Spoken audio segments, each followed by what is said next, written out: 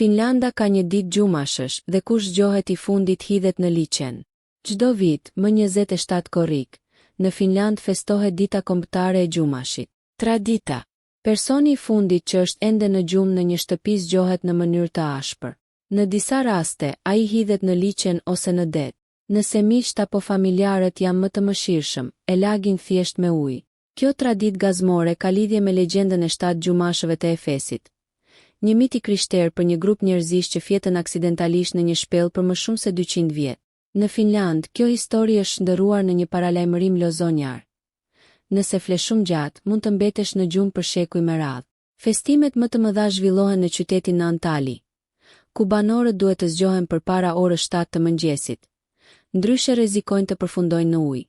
I gjithë eventi është një mënyrë për të tallur përtacin dhe për të sjellë gëzim veror.